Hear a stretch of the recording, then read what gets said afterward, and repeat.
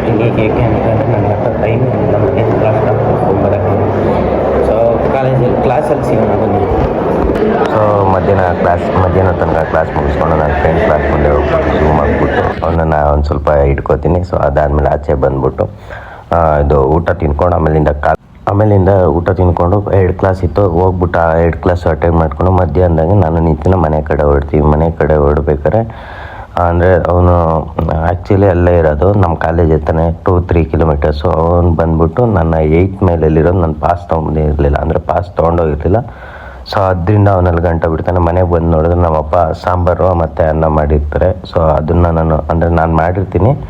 So ಅದೇ ready ಇರುತ್ತಲ್ಲ, ಅನ್ನ ಮಾಡಿರ್ತಾರೆ. ಸೊ ಅದಕ್ಕೇನೆ ಅದನ್ನೆಲ್ಲ ತಿನ್ಕೊಂಡು ಹೆಂಗೈತಪ್ಪ ಅಪ್ಪ ಸಾಂಬಾರು ಹೆಂಗೈತೆ? ಗುಡ್ ಮಾರ್ನಿಂಗ್ ಗೈಸ್, ಎಲ್ಲರೂ ಹೇಗಿದ್ದೀರಾ? ನಾನು ನಿನ್ನೆ ಹಾಫಿಂದ ಮಾಡಿದ್ದೆ ವಿಡಿಯೋ. ಸೊ ಅದಾದಮೇಲೆ ಇದು ಕಂಟಿನ್ಯೂಷನ್ ಆಗುತ್ತೆ ವಿಡಿಯೋ.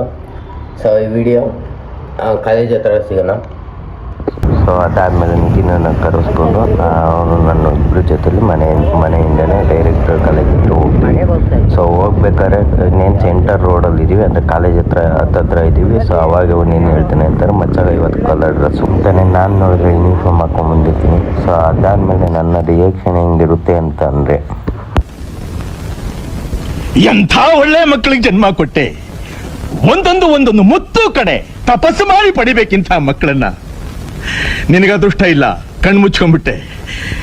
ಇವತ್ತು ನೀನಿರಬೇಕಾಗಿತ್ತು, ಇವತ್ತು ನೀನು ಬದುಕಿರಬೇಕಾಗಿತ್ತು, ಈ ದೃಶ್ಯನ ಕಣ್ಣಿಂದ ನೋಡ್ಬೇಕಾಗಿತ್ತು. ನಿನ್ನ ಜನ್ಮ ಪಾವನವಾಗಿ ಹೋಗ್ತಿತ್ತು.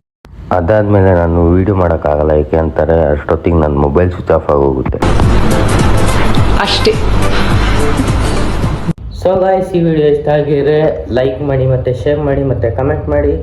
ಮತ್ತು last but not the least subscribe ಮಾಡಿ. ಇದೇ ಥರ ನೆಕ್ಸ್ಟ್ ವಿಡಿಯೋದಲ್ಲಿ ಸಿಗೋಣ. ಅಲ್ಲಿ ತನಕ ಟಾಟಾ, ಬಾಯ್ ಬಾಯ್.